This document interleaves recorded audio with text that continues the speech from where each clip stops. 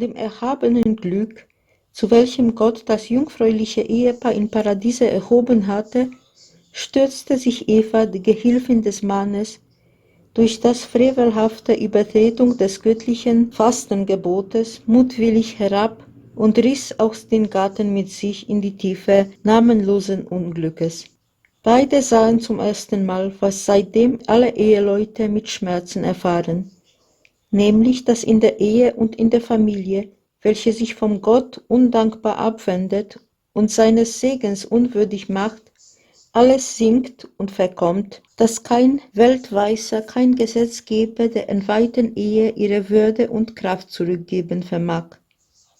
Nur Jesus Christus, der göttliche Welterlöser, hatte die Macht und das Erbarmen dazu, und er hat in Wirklichkeit die Ehe von dem schrecklichen Aussatz gereinigt und mit übernatürlicher Schönheit wieder ausgestattet. Es ist eine bedeutsame Tatsache, dass Jesus schon in den ersten Wochen seiner öffentlichen Missionsarbeit mit seiner Mutter Maria und den Aposteln der Hochzeitsfeier armer Brautleute zu Kana in Galiläa beiwohnte und die Freude dieses Festes durch sein erstes Wunder erhöhte. Der Evangelist Matthäus berichtet, dass Jesus die Würde der Ehe gegen das Ungestüm der Leidenschaften wieder durch die Macht seines Gesetzes geschützt, sowie die Einheit, Unauflösbarkeit und Heiligkeit derselben für alle Menschen und alle Zeiten angeordnet hat. Die Einheit der christlichen Ehe verlangt, dass der Mann gleichzeitig nur eine und nicht mehrere Frauen haben dürfe. Diese Einheit, welche von der Leidenschaft so gerne geleugnet wird und deren Nichtbeachtung das Gesetz der Juden wegen der Herzenshärte derselben duldete, hat Jesus wieder zum absoluten Gesetz erhoben, indem er die ursprüngliche Bestimmung, der, welche im Anfange den Menschen schuf, hat ihn als Mann und Weib geschaffen und gesagt, und deswillen wird ein Mann Vater und Mutter verlassen und seinem Weibe anhangen, und sie werden zwei in einem Fleische sein. Neu bekräftigte und jede Nebenehe für immer verbot.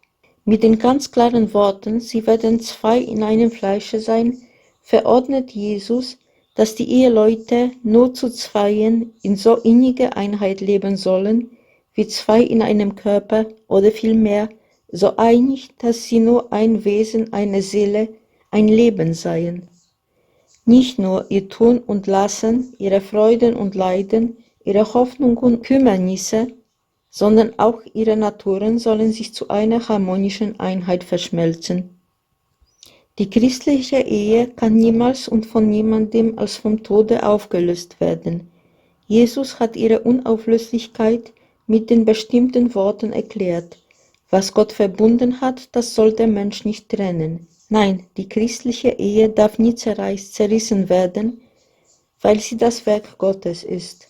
Gott hat ja beide Ehehälften verbunden, indem er die eine für die andere zur Ergänzung der anderen erschuf. Wer sich daher anmaßt, eine Ehe aufzulösen, der erfrecht sich, das Werk Gottes zu zerstören, seinen Schöpfungsplan zu vernichten, ihn selbst anzugreifen, aber zur wirklichen Auflösung fehlt ihm ganz und gar die Macht. Ferner ist gerade die Unmöglichkeit, das Ehebund bei Lebzeiten auflösen zu können, für den Jüngling wie für die Jungfrau eine ernste Aufforderung, nicht unbesonnen, nicht leichtfertig, sondern erst nach vielem Gebete, nach reifer Überlegung und kluger Umsicht eine Ehe zu schließen und sich vorher derjenigen Tugenden zu befleißen, durch welche das Glück ihrer Verbindung fester begründet wird und sich kräftiger entfaltet zu schönerer Blüte.